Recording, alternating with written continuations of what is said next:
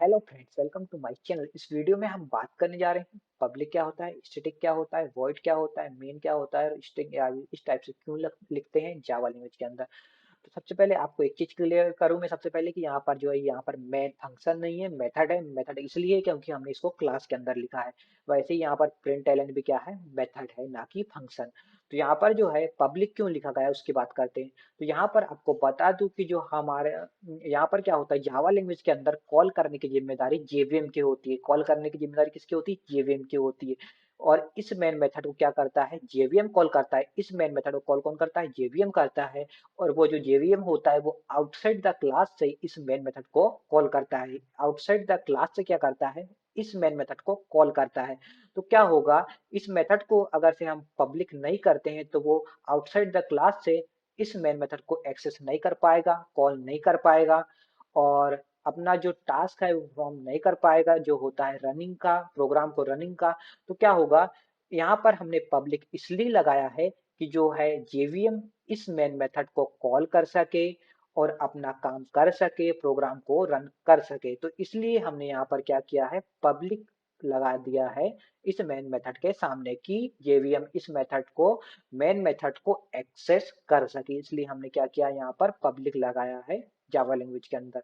अब बात करते हैं, और ये पब्लिक आपको बता दूं, पब्लिक को बोला जाता है एक्सेस मॉडिफायर, ना कि स्पेसिफायर। सी प्लस प्लस होती तो वहां पर स्पेसिफायर बोला जाता है, लेकिन जावा लैंग्वेज की बात करें तो यहाँ पर पब्लिक क्या होता है, एक्सेस मॉडिफायर होता है। और अब बात करते हैं स्टैटिक। तो स्टैटिक यहाँ पर क्यों किया गया है इस मेन मेथड को? दो टाइप की मेथड प्रेजेंट होती है जावा लैंग्वेज के अंदर। एक मेथड होती है नॉन स्टैटिक मेथड, एक मेथड होती है static method. Non static method वो मेथड होती है जिनमें हमको ऑब्जेक्ट क्रिएट करने की जरूरत पड़ती है और उनके थ्रू हम क्या करते हैं, मेथड को कॉल कराते हैं। आपको मैं एग्जांपल के जरिए बताता हूँ, सी प्लस प्लस लैंग्वेज का या फिर सी प्लस प्लस लैंग्वेज या सी लैंग्वेज का एग्जांपल लेके। सी में तो कुछ होता ही नहीं है क्लास का, तो इसलिए मैं आपको सी प्लस प्लस का एक एग्जांपल बताऊँ, उसके जरिए आपको स्टिक क्लियर होगा ढंग से। क्योंकि जो है आपको मैं बता दूंगा इसमें क्या होता है, जावा लैंग्वेज में समझ नहीं आएगा क्योंकि रेफरेंस वगैरह का कॉन्सेप्ट होता है जावा लैंग्वेज के अंदर। तो मैं इसलिए सी प्लस प्लस का एग्जांपल ले रहा हूँ। सी प्लस प्लस में क्या होता था कि हम क्या करते थे, कोई मेथड को कॉल कैसे कराते थे। जैसे कि मैंने कोई क्लास बना लिया, जैसे कि यहाँ पर मैंने टेस्ट बनाया, वैसे ही मैं बात करता हूँ, वहां पर मैंने एक क्लास बना ली जिसका नाम है टेस्ट। तो वहां पर मैं क्या करता था, एक ऑब्जेक्ट बनाता था ओबीजे नाम से। और क्या होता था कि इस ओबीजे के जरिए, इस ओबीजे के जरिए, इस ऑब्जेक्ट के जरिए हम कोई भी मेथड को क्या करते थे, कॉल कराते थे। मतलब कि रन कराते थे। इस मेथड के जरिए हम क्या करते थे, मेथडों को कॉल करते थे। तो क्या होता था वहां पर, मेथड क्या होती थी, नॉन स्टैटिक, मतलब कि नॉन स्टैटिक मेथड होती, वहां पर क्या होता था, नॉन स्टैटिक मेथड होती थी।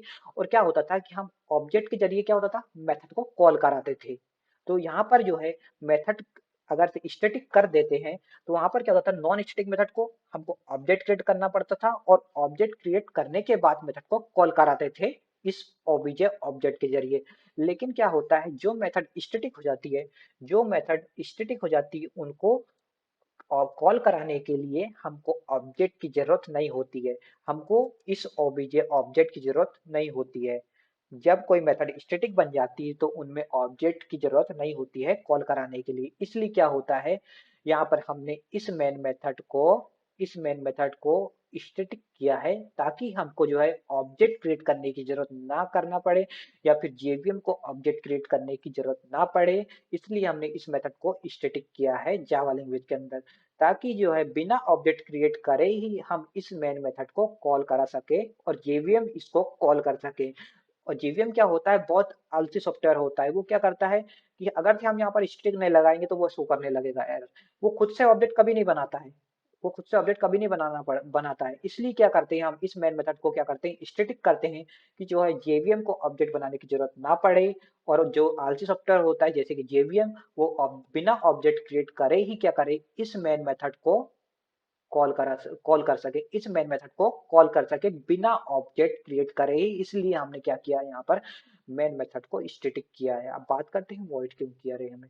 वॉइड होता है यहाँ पर रिटर्न टाइप। आपको बता दूं कि ये वही रिटर्न टाइप है जो आप सी में पढ़े होंगे, सी प्लस प्लस में पढ़े होंगे कि कोई मेथड से हम कोई चीज रिटर्न करा रहे हैं, वही वाला यहाँ पर भी रिटर्न टाइप होता है। तो इसलिए हमने क्या यहाँ पर वॉइड इसलिए लिखे हैं क्योंकि जो है ये मेन मेथड जो है जो हमारी ये मेन मेथड है, जेवीएम को कुछ भी चीज रिटर्न नहीं करती है। ये जो मेन मेथड होती है जेवीएम को कुछ भी चीज रिटर्न नहीं करती है, इसलिए हमने यहाँ पे क्या किया है, वॉइड लगाया है। और आपको बता दूं मेन क्या होता है, यहाँ मेथड होता है। और यहाँ पर स्ट्रिंग हमने स्ट्रिंग या इस टाइप से क्यों लिखे हैं आपको बता दूं, तो यहाँ पर जो है स्ट्रिंग क्या है, यहाँ पर स्ट्रिंग प्री डिफाइंड क्लास है जावा लैंग्वेज के अंदर। और यहाँ पर क्या कर रहे हैं, हम एक एरे बना रहे हैं, जो A R G S square bracket से यहाँ पर जो है एक एरे बना रहे हैं, जो कि 1D एरे है जावा लैंग्वेज का। String A R G square bracket इस टाइप से लिखकर क्या कर रहे हैं, हम यहाँ पर एक 1D एरे लिख रहे हैं मेन मेथड के अंदर, ताकि जो है हम कमांड लाइन आर्ग्यूमेंट भी पास कर सके जावा लैंग्वेज के अंदर। कमांड लाइन कॉन्सेप्ट ये होता है कि हमको कोई भी एरे वगैरह बनाने की जरूरत नहीं पड़ती है, हम डायरेक्टली इस ए आर जी एस में क्या कर सकते हैं, इनपुट ले सकते हैं। इसलिए हमने यहाँ पर A R G S square bracket इस टाइप से लिखा है।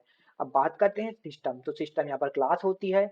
और ये यहाँ पर ये जो आउट लिखा है वो ऑब्जेक्ट रेफरेंस होता है, और प्रिंट एलन यहाँ पर प्री डिफाइंड मेथड होती है। आई होप आप लोगों को ये सब क्लियर हो गया, पब्लिक स्टैटिक वॉइड में क्यों लिखा जाता है इस टाइप से जावा लैंग्वेज के अंदर। और ये यहाँ पर जो है इसको इनपुट के तौर पे यूज किया जाता है जावा लैंग्वेज के अंदर। आई होप आप लोगों को ये सब क्लियर हो गया हो। फिर भी आपको कोई डाउट रह जाता है इनसे रिलेटेड, तो आप नीचे कमेंट करके जरूर पूछ लीजिएगा। Thank you.